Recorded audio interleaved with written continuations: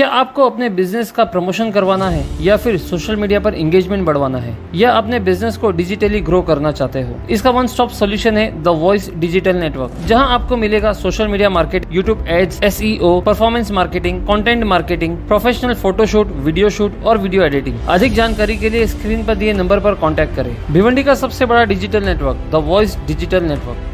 पत्रकार परिषद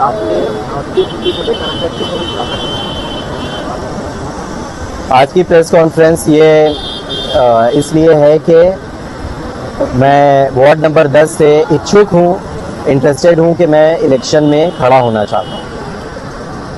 जी, आपने ये मन क्यों बनाया कि वार्ड नंबर 10 में वार्ड नंबर 10 में मैं पिछले 5 सालों से काम कर रहा हूँ और इस तरह से मैंने काम किया है कि हर घर में मैं एक फैमिली मेंबर की तरह एंटर कर चुका हूँ, घुस चुका हूँ। और यहाँ के लोग जब भी उनके घर में कोई दुविधा होती है, कोई परेशानी आती है, तो वो लोग मुझे आकर बताते हैं। कई बार ऐसा है कि घर के मेंबर को भी वो बातें नहीं पता रहती जो सब मुझे बताते हैं। वो अपने दुख बांटते हैं, सुख बांटते हैं। उनके साथ मैं रोया हूँ, उनके साथ मैं हंसा हूँ, उनके साथ मैं खाया हूँ, पिया हूँ। तो अब जब वो लोग चाहते हैं कि हमारे में से ही कोई पढ़ा लिखा होनहार जो उनकी आवाज़ को कॉरपोरेशन में बहुत तेज़ी से रख सके, काम करवा सके, एक्सक्यूजेस ना दे सके, वो लोग मेरे पीछे कई दिन से वार्ड वाले के आप लड़िए, आप इलेक्शन में उतर जाइए, लेकिन मेरा ऐसा कोई मन नहीं बना हुआ था। यही वजह है कि मैं लेट हो गया। मैंने कोई फोटो नहीं खिंचाया किसी स्टेज पर चढ़कर, कहीं पर जाकर मैं गटर के सामने खड़ा नहीं रहा कि मैं काम कर रहा हूँ। लेकिन मेरा वार्ड जानता है कि मैंने कितने लोगों के क्या क्या चीजें बिकने से बचाया है। ये सब बातें बोलना यहाँ पे शोभा नहीं देता, लेकिन लोग यही कह रहे हैं कि आपने किया कि आप दिखाइए। तो अब ये मौका जब मिला कि प्रेस कॉन्फ्रेंस हुई और आप लोग सब आए, ये बात मेरी वार्ड नंबर 10 के हर घर तक पहुंचे, तो अब ये चीजें जो की गई है वो बताना ही पड़ेगा। तो ये बातें हैं कि कई लोगों के ऐसा है कि उनके घर के फ्रिज, टीवी तक, घर तक बिकने की बात है। हम लोगों ने वहां पर उनको हौसला दिया, उनके आंसू पोंछे। यहाँ पे कई माएँ मौजूद हैं कि जिनका मैं बेटा हूँ, कई लड़कियां मौजूद है कि जिनका मैं भाई हूँ। और ये सारा चौहान कॉलोनी, सागर प्लाजा से लेके गैबी नगर, फातिमा नगर तक, शांति नगर तक, ये सब मेरा घर है और मैं यहाँ का बेटा हूँ। तो ये सब सोचकर मैंने हाँ कही है कि अब मैं इलेक्शन में खड़ा होऊंगा।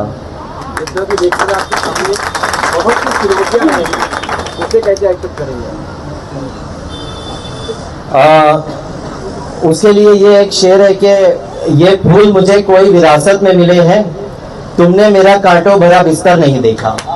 कि आपको लगता है कि चुनौतियां सिर्फ राजनीति में आएंगी, ऐसा नहीं है। मैं जब यहाँ तक पहुँचा हूँ कि मैं MS बना हूँ, मास्टर ऑफ सर्जन बना हूँ, तो क्या मैंने कम चुनौतियाँ देखी होंगी?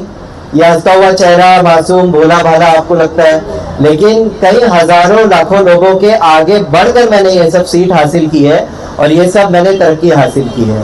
इस पर मेरे भाई, मेरे बाप, मेरी माँ, मेरी बहनें और बहुत सारे दोस्तों का बहुत हाथ है कि जिन लोगों ने मुझे यहाँ तक पहुँचाया है और मेरा साथ दिया है। मेरे उस्ताद, असातिज़ा सबका। यहाँ तक कि आपको बता दूं कि चुनौतियाँ तो आई ग्रेजुएशन करने के बाद, पोस्ट ग्रेजुएशन के लिए, मगर हजारों लाखों की तादाद में जब ये एग्जाम होता है तो महाराष्ट्र, ऑल महाराष्ट्र रैंक 1 लाकर मैंने उन सारी चुनौतियों को पार करके ये सीट हासिल की थी। और अल्टरनेटिव मेडिसिन से भिवंडी का पहला सर्जन मैं बना और अब तक मैं ही हूँ अल्टरनेटिव मेडिसिन से भिवंडी का पहला सर्जन। अभी आपने कहा कि लोग अपनी पर्सनल बातें और जो भी चीजें उनके घरेलू वो आपसे करते हैं, जिसको सुनकर आप लोग ऐसा लगा कि आपको इलेक्शन लड़ना चाहिए।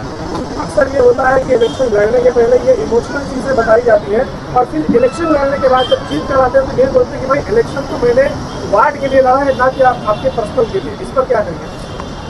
लोग जब इलेक्शन लड़ते हैं, जीतते हैं और उसके बाद वो कहते हैं कि मैं वोट आपसे वोट नहीं मांगा था पर्सनल चीजों के लिए, लेकिन मैं तो बना ही नहीं, मैंने तो अब तक खड़ा ही नहीं हुआ था, तो मैं 5 साल से क्यों ये सब काम कर रहा था? पर्सनली मैं क्यों कर रहा था? क्योंकि ये मेरा नेचर है। अगर आप भी मेरे पास आएंगे और आप मुझसे अपनी बातें शेयर करेंगे तो मैं करूंगा आपके लिए भी। पर्सनल काम करना ये इलेक्शन में लड़ने की चीज है कि वार्ड का काम करना ये लड़ने की चीज है? मैं वार्ड के लिए, इलेक्शन के लिए ये सब पर्सनल काम नहीं कर रहा था उनका। मैं उनको अपना भाई समझ के, बाप समझ के, बेटा समझ के, बहनें समझ के ये सब काम कर रहा था। इसी वजह से मैं 6 महीना पहले से इस लाइन में उतरा नहीं, ऐलान नहीं किया। मेरा मन ही नहीं था इलेक्शन में खड़ा होने का, मेरी वो फील्ड ही नहीं थी। लेकिन अब मुझे ऐसा लग रहा है कि जब मैं इन लोगों की ये सब प्रॉब्लम्स सॉल्व कर सक रहा था बिना पावर के, तो पावर में आने के बाद मैं इनकी प्रॉब्लम्स और अच्छे से सॉल्व कर सकूंगा। अपना मन में है फैसला कि किस पार्टी के साथ कई पार्टीज का नाम इसमें है, लेकिन मैंने भी कई पार्टीज के, मैं एक पार्टी है कि जिनके सामने मैंने अपना प्रस्ताव रखा कि मुझे वो लें, मैं चाहता हूँ उस पार्टी में जाने के लिए। लेकिन अभी किसी पार्टी के नाम की कोई घोषणा करने का मुझे नहीं कहा गया, तो इसलिए अभी कोई पार्टी के नाम की घोषणा नहीं करूंगा। लेकिन मैं एक वादा जरूर कर सकता हूं कि जिस पार्टी के साथ भी मैं रहूंगा और जिस पैनल के साथ भी मैं रहूंगा, तो उनके साथ मैं डटा रहूंगा और आखिरी दम तक उनका साथ दूंगा और पार्टी को भिवंडी लेवल पर बहुत ऊंचाई तक पहुंचाने की पूरी कोशिश करूंगा, जो कि मैंने हर फील्ड में किया है। जैसे आप ये बोल सकते हैं कि बहुत सारे लोग आते हैं, वादा करते हैं, लेकिन वो काम नहीं करते। पार्टी के जीतने के बाद पार्टी चेंज भी कर लेते हैं। लेकिन मैं अपना पास्ट बता सकता हूं कि इनमें से कोई भी खड़ा होकर आज तक ये नहीं कह सकता कि मैंने किसी से एक भी बार झूठ बोला हो। चैलेंज है ये मेरा कि कोई बता दे कि डॉक्टर इमरान ने ये कहा था और ये नहीं हुआ, ये ऐसा नहीं हुआ, अपनी बात पे खड़े नहीं उतरे। पर्सनल लेवल पर, पॉलिटिकल नहीं, बचपन से लेके आज तक। इवन यहाँ तक कि अगर कोई ये बोल दे कि डॉक्टर इमरान ने एक छोटी सी गाली भी दी है, चैलेंज है मेरा कि आज तक मैंने ऐसा भी नहीं कहा, एक गाली तक भी मैंने नहीं दी। तो ये मैं इसलिए बता रहा हूँ, मेरी पारसाई बताने के लिए नहीं बता रहा हूँ।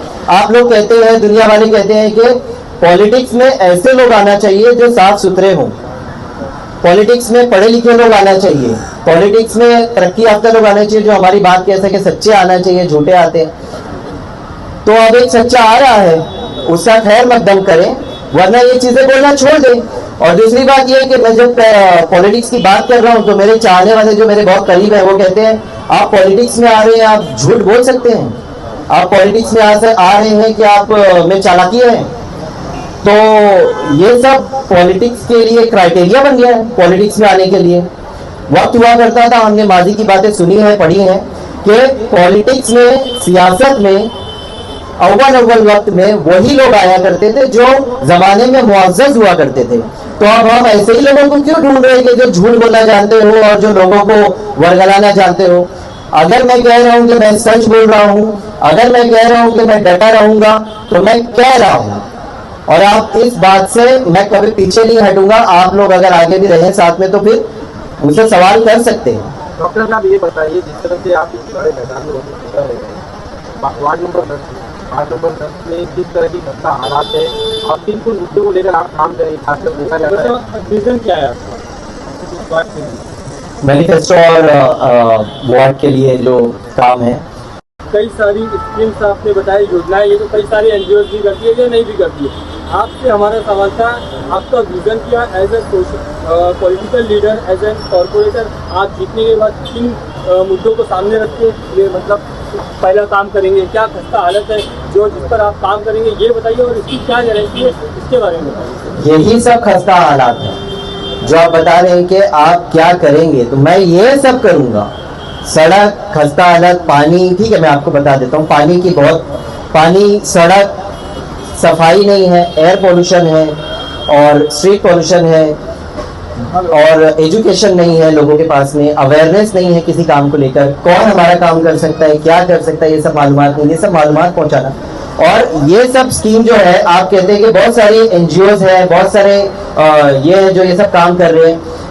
आपने किसी भी नगर सेवक के मुंह से इतनी सारी योजनाएं आज तक सुनी है? और आप बताइए। हाँ, कभी नहीं, कभी। हमें ऐसा पॉलिटिशियन चाहिए कि जो ये सब बता सके, मेरे से भी आगे बता सके। ये तो खैर अभी 10 मिनट के लिए बातचीत में मैं ये सब लेकर आया हूँ, मैं बहुत सारी स्टडी कर रहा हूं और भिवंडी के हालात बदलने के लिए एड़ी चोटी का जोर लगा दूंगा। हाँ, और आप बस इस तरह से मेरे साथ बने रहिए तो मैं आगे तक जाऊंगा। आगे बढ़िए, कि अगर किसी पार्टी से आपका टिकट कंफर्म नहीं होता है तो क्या इस चुनावी मैदान में आप रहेंगे या फिर नहीं लड़ेंगे? वो आप बहुत आगे की बात पूछ रहे हैं। आप मैं पॉजिटिव सोच रहा हूं तो आप भी पॉजिटिव सोचिए, मुझे नेगेटिव की तरफ अभी जाना ही नहीं है। अगर ऐसा कुछ होता है तो वो मेरे लोग और हमारी टीम डिसाइड करेगी कि आगे हमें क्या करना है, आप लोगों को इन्फॉर्म किया जाएगा। ये आपने क्या मन बनाया? मैंने अभी तक उस बारे में सोचा नहीं है कि अगर टिकट नहीं मिलती, क्योंकि मुझे कई जगह से बातचीत चल रही है और मुझे है उम्मीद कि टिकट मिल जाएगी। और अगर टिकट नहीं भी मिलती, जैसे कि मैं इंटरव्यू के लिए गया था तो वहां पर जब मैंने ये सब चीजें बताई है, अपना क्वालिफिकेशंस और ये सारी चीजें, तो वहां पे उन्होंने कहा कि ऐसी क्वालिफिकेशंस वाला और इस तरह से बोलने वाला यहाँ नहीं आया है अभी तक हमारे इंटरव्यू में, और ये मोस्ट डिजर्विंग कैंडिडेट है। तो अगर टिकट नहीं मिलती है तो आप लोगों ने वहां क्वेश्चन करना चाहिए कि उनको टिकट क्यों नहीं। आपसे वही पूछना था। अगर हम जीत कर आते हैं, अगर मैं जीतता हूं तो मैंने कुछ चीजें सोच कर रखी है, आगे भी सोचता रहूंगा और करता रहूंगा। तो जैसे मेरा मैनिफेस्टो ये है कि मैं क्या करूंगा अगर जीतने के बाद में, और ये सब करूंगा। अगर मैं नहीं करूंगा तो मेरा कॉलर आप लोग पकड़ सकते हैं, मैंने कभी झूठ नहीं बोला है। पहला तो एयर क्लीन, वाटर क्लीन और सड़कों और टॉयलेट, ये सारी चीजों पर मेरा ध्यान रहेगा। दूसरा 24/7 हमारी ऑफिस रहेगी जो कि कंप्लेंट्स के लिए रहेगी। आज तक मुझे नहीं पता कि 24/7 मतलब 24 घंटे के लिए कोई भी कॉर्पोरेटर की ऑफिस खुली रहती है, नहीं रहेगी। दूसरी चीजें यहाँ पर जैसे केजीएन हॉल है या दूसरे भी किसी हॉल है, केजीएन हॉल का नाम इसलिए रहा हूँ कि वो हमारे एकदम मोहल्ले में है और वहां तक की मुझ तक बात पहुंची है। तो केजीएन हॉल की रेनोवेशन का काम किया जाएगा। दूसरी बात, एजुकेशन पर ध्यान दिया जाएगा। जो ड्रॉप आउट लोग हैं उनको पढ़ाई की तरफ लगाया जाएगा। उनकी फ्री में पढ़ाई के लिए क्या क्या चीजें हैं वो कार्रवाई की जाएगी। दूसरा, वार्ड के आलिमों को, जैसे कि वार्ड के आलिमों में से चुनकर आलिमों को हर साल किसी न किसी आलिम को उम्रा कराया जाएगा इंशाअल्लाह। दूसरा, मदरसे में जैसे जो प्रॉब्लम्स होती है, जैसे कि मुझे अभी एक मदरसे का नाम आया है हमारे इधर पे, फैजान अजहरी मदरसा है। दूसरा, हमारी जो मस्जिद है बागे मदीना मस्जिद, तो उस मस्जिद में जैसे कि मैं सुनता आ रहा हूँ हर जगह ये बात चलती है कि मस्जिद के, मदरसों के जो उलमा होते हैं, जो पढ़ाने वाले होते हैं, उनकी सैलरी तो सबसे ज्यादा होनी चाहिए ना, वो हमारे सरों के ताज है। तो लेकिन उनकी सैलरी बहुत कम होती है। यही वजह है कि हर कोई चाहता है कि कोई आलिम नहीं बने। माँ बाप से पूछते तो बच्चा डॉक्टर बनेगा, इंजीनियर बनेगा, कोई नहीं कहता है कि आलिम बनेगा। तो आलिम बनने के लिए डिमांड होनी चाहिए उलमा की। तो मेरे तरफ से हर महीने की सैलरी उलमा की और हर महीने की सैलरी खुद्दाम की और हर महीने की सैलरी जो पढ़ाने आते हैं उन उस्तादों की मेरी जानिब से रहेगी। ये मैं किसी गवर्नमेंट से नहीं मांग रहा हूँ, मुझे जो गवर्नमेंट से मिलेगा तो वो मिलेगा, लेकिन ये मेरी तरफ से रहेगा। और दूसरे मस्जिद जो मेरे वार्ड में है, अगर वो लोग भी मुझसे आकर मिलेंगे तो जीतने के बाद में मैं उनका भी इंतजाम कराऊंगा इंशाल्लाह। दूसरी चीज, एम्बुलेंस के लिए मैं देखता हूँ कि यहाँ के मोहल्ले में बहुत परेशानियां होती हैं। कई बार ऐसा रहता है कि एम्बुलेंस इतनी जल्दी प्रोवाइड नहीं हो पाती है। तो मेरे वार्ड नंबर 10 के लिए मैं फ्री एम्बुलेंस 24/7 का इंतजाम रखूंगा 5 साल के लिए। दूसरी चीज, फ्री लेबोरेटरी टेस्ट 5 साल के लिए मुफ्त लैब की टेस्टिंग का इंतजाम करूंगा। फ्री डॉक्यूमेंट्स जो मेक होते हैं, डॉक्यूमेंट जो बनते हैं आप लोगों के लिए, आधार कार्ड, पैन कार्ड और दूसरे भी डॉक्यूमेंट, फ्री में डॉक्यूमेंट बनाने के लिए ऑफिस में हमारा बंदा 24/7 आपके लिए मौजूद रहेगा। एक और बात,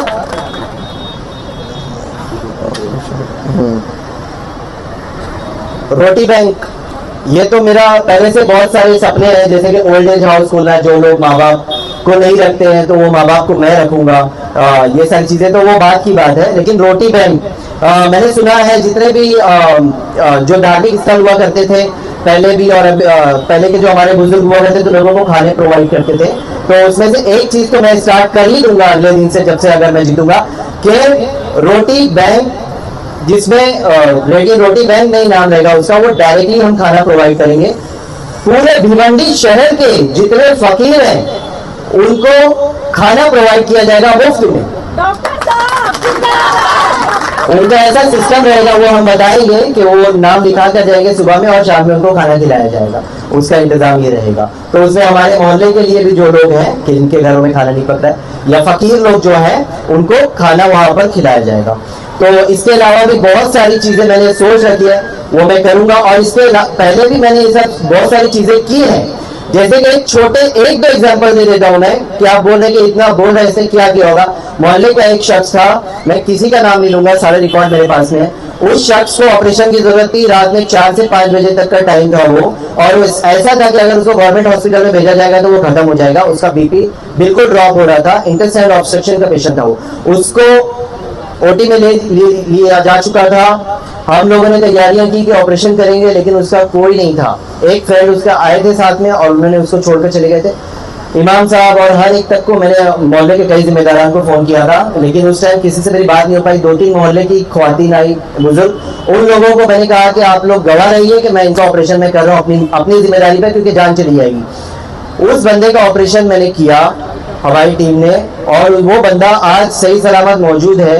उसके ऑपरेशन में 1.5 से 2 लाख रुपए खर्च हो गए थे, और वो उसके बारे में मैंने कहीं पे पेपर में, मैंने कहीं पे मीडिया में कुछ नहीं कहा। ऐसे मेरे पास में कम से कम 100 से 150 केसेस हैं कि जो मैंने अपनी जिम्मेदारी पे मैंने खुद साइन करा, उसका मैं रिलेटिव बना और मैंने उसको ऑपरेशन करवाया था। आज वो बंदा जिंदा।